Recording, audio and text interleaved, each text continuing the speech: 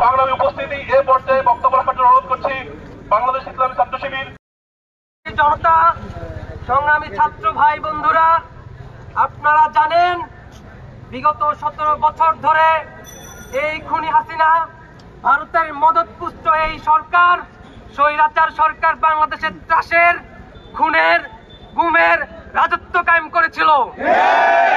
তাদের আক্রোশের শিকার হয়েছিল বারংবার বাংলাদেশের ইসলামপন্থীরা, বাংলাদেশের মুসলিমরা, ইসলামী আন্দোলনের নেতৃবৃন্দ এবং কর্মীরা। প্রকাশ্যে কাজ করতে পারে নাই, তখনও শিক্ষার্থীদের পাশে ছিল যেভাবে যখন যেভাবে পারে। এখন প্রকাশ্যে ফ্যাসিবাদকে তাড়িয়ে ছাত্র শিবির প্রকাশ্যে এসে তাদের কার্যক্রম পরিচালনা করছে এবং আজকের এই ঐতিহাসিক মুহূর্তে ছাত্র শিবির তার দায়িত্ব পালন করেছে হাসিনাকে ফাঁসির রায়ে ঝোলানোর জন্য আজকের এই মিছিল আবেদন করে। আমরা বলতে চাই, ইন্টারপোলকে ব্যবহার করে ভারত থেকে হাসিনাকে বাংলাদেশে আনতে বাংলাদেশের বর্তমান সরকার এবং পরবর্তী নির্বাচিত সরকার কার্যকর ব্যবস্থা গ্রহণ করবে। নিশ্চয়ই কষ্টের পরে স্বস্তি আসে, নিশ্চয়ই কষ্টের পরে স্বস্তি আসে। আমাদের আফসোস, আমাদের বাংলাদেশে যুগে যুগে যারা শাসক শ্রেণী ছিলেন, আমাদের নেতৃত্ব স্থানে যারা ছিলেন, তারা এদেশের মানুষকে সবসময় কষ্টে নিপীড়িত থাকতে বাধ্য করেছিলেন। তারা সবসময় এদেশে জুলুমতন্ত্র কায়েম করেছিলেন।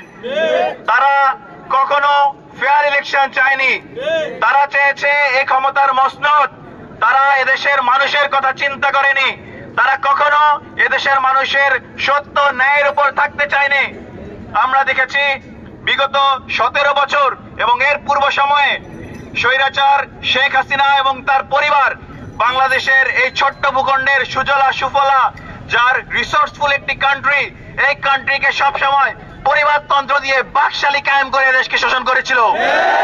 সেই পিতার বাকশালী কায়দার অনুকরণ করে গত 17 বছর 2009 সালে একটি মেকি প্ল্যান্ড ভোট আয়োজন করে বাংলাদেশের মানুষের উপর স্বৈরতন্ত্র কায়েম করেছিল। তারা এই স্বৈরতন্ত্রের সূচনা করেছিল আমাদের দেশপ্রেমিক, ধর্মপরায়ণ এবং সত্যের পক্ষের যারা আর্মি এবং বিডিআর জওয়ান ছিল তাদেরকে তারা নিশ্চিহ্ন করে দিয়ে তারা এরপর আমাদের শাপলা চত্বরে বাংলাদেশের ইসলাম প্রেমী জনতা, তৌহিদ জনতা, নিরীহ আলেম শ্রেণীকে গণহত্যা চালিয়েছে। আমরা ভুলিনি যখন মানবতা বিরোধী অপরাধের ট্রাইব্যুনালের নামে তারা ইসলামপন্থী বাংলাদেশ ইসলামী ছাত্র শিবিরের সাবেক নেতৃবৃন্দ এবং বাংলাদেশ জামাতে ইসলামের নেতৃবৃন্দকে মিথ্যা মামলায় ফাঁসিয়ে তারা কারাগারে জুডিশিয়াল কিলিং বাস্তবায়ন করেছিল। আমরা আমাদের শহীদ নেতৃবৃন্দকে স্মরণ করতে চাই। তারা সেদিন বলেছিলেন এই ট্রাইব্যুনাল থাকবে, এই ট্রাইব্যুনালের মাধ্যমে খুনি হাসিনার বিচার হবে। আমরা আজকে সেই খুনি হাসিনার বিচার তারই ট্রাইব্যুনালের মাধ্যমে দেখতে পেয়েছি, আলহামদুলিল্লাহ। এদেশে সাইদি সাহেব এবং অন্যান্য আমাদের যারা নেতৃবৃন্দ রয়েছিলেন, ইসলামপন্থীরা রয়েছেন, তাদের হত্যাকাণ্ডের পর এদেশে যেভাবে বিপ্লবী ইসলাম প্রিয় জনতা বাইরে চলে এসেছিলেন, তাদেরকে তারা হত্যা করতে কোনোভাবে দ্বিধাবোধ করেনি। এদেশে গুম, খুন, ভিন্ন মত দমন, বিরোধী রাজনৈতিক দল বিএনপি, জামাত থেকে শুরু করে প্রত্যেকটি দলকে তারা দমন করেছিল শুধুমাত্র ক্ষমতার মস্তদে বসার জন্য। এদেশকে তারা বিক্রি করে দিয়েছিল পার্শ্ববর্তী দেশের কাছে। এদেশকে কোনো দেশপ্রেম বলতে কোনো শব্দ তাদের ডিকশনারিতে ছিল না। সর্বশেষ এই জুলুমের অবসান ঘটেছে 2024 সালে বাংলাদেশের মুক্তিকামী ছাত্র জনতার এক ঐতিহাসিক বিপ্লবের মাধ্যমে এই স্বৈরাচার শেখ হাসিনা সরকারকে বাংলাদেশের পবিত্র মাটি থেকে পালিয়ে যেতে বাধ্য করেছে বাংলাদেশের ছাত্র জনতা।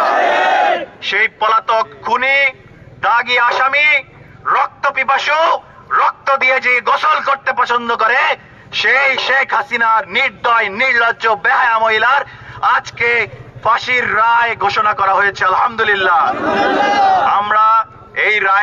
সঙ্গে রায়ের সংবাদে শুধুমাত্র আনন্দিত তা বলছি না, আমরা চাই এই রায় তাকে ভারত থেকে বাংলাদেশে নিয়ে এসে বাস্তবায়ন করা হোক। বিচার নিশ্চিত করার জন্য ফাঁসির কাস্টে ঝুলিয়ে সরাসরি সম্প্রচার করে তার রায় কার্যকর করার জন্য আমরা এই জায়গা থেকে আহ্বান জানাচ্ছি। আমরা এটার মধ্য দিয়ে বাংলাদেশে যারা ভাই হারিয়েছেন, পিতা হারিয়েছেন, স্বামী হারিয়েছেন, সেই স্বজন হারা পরিবারের প্রতি ন্যায় বিচার প্রতিষ্ঠা হয়েছে। এটা আজকে আমাদের প্রাথমিক বিজয়।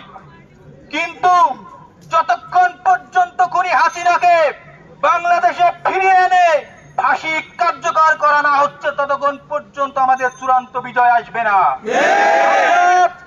খুনি হাসিনাকে ভারতের কাছ থেকে ফিরিয়ে এনে পুরো অপবিত্র রক্তের উপর মারিয়ে দিয়ে এসে যখন আজকের মতো এরকম মিছিল করতে পারবো, তখনই বাংলাদেশের প্রকৃত বিজয় অর্জিত হবে। গুলি চালানোর নির্দেশ দিয়েছিল আমাদের যে সমস্ত কুলাঙ্গার শিক্ষক নামধারী সন্ত্রাসীরা, তাদের বিচার এখনো জাহাঙ্গীরনগর বিশ্ববিদ্যালয় করে নাই। এই সমাবেশ থেকে অবিলম্বে শিক্ষকদের বিচার করার তীব্র দাবি জানাচ্ছি। অতি দ্রুত সময়ের মধ্যে শিক্ষকদের বিচার করা না হয়, ছাত্র জনতাকে সাথে নিয়ে জুলাই আন্দোলনের মধ্য দিয়ে যারা নতুন করে বিশ্ববিদ্যালয়ের পদগুলোতে বসে আছে, তাদের বিরুদ্ধে আমরা আন্দোলন গড়ে তুলব।